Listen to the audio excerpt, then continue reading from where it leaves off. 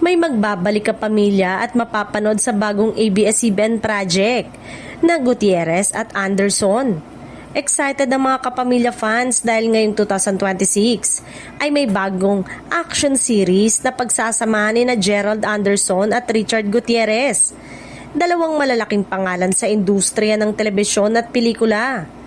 Ang nasabing proyekto ay opisyal na nakumpirma at inaasahang bahagi ng line-up ng ABS-CBN ngayong taon na malaki ang pag-asa na magpasabog sa mga manonood ng kapamilya teleserye.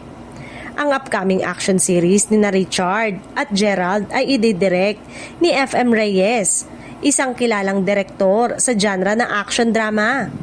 Ayon sa Entertainment Report, pareho silang nag-express ng excitement at mabigat na paghahanda para sa kanilang project. Dahil ito ang magiging unang pagkakataon na magtutulungan sila sa isang serye. At marami ang tumingin na ito ay magiging isa sa pinakamainit na palabas ngayong 2026. Kasabay ng mga bagong palabas, mas masaya rin ang Kapamilya Network dahil sa muling pag-air ng maraming paboritong kapamilya shows sa All TV simula January 2, 2026. Kabilang ang mga prime program tulad ng FPJ Batang Quiapo, What Lies Beneath, ASAP, TV Patrol at iba pa. Ito ay bunga ng bagong licensing agreement sa Advanced Media Broadcasting System na nagbibigay ng mas malawak na platform para sa ABS-CBN content. Hindi lang ito ang pagbabalik kapamilya moment ngayong taon. Marami ring kapamilya artist ang mas aktibo at mas aabangan sa mga live shows, serye at iba pang entertainment formats.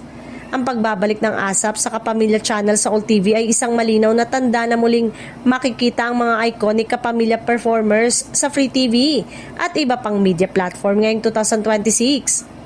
Sa kabuuan, ang 2026 ay tila magiging malakas para sa Kapamilya Entertainment.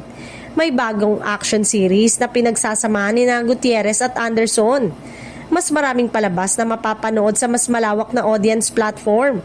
At pagbabalik ng malalaking kapamilya personalities at shows na matagal nang hinintay ng fans. Ito ay patunay na tuloy ang pag-angat at pag-serve ng ABS-CBN sa kanilang audience, lalo na sa mga loyal kapamilya sa loob ng labas ng bansa.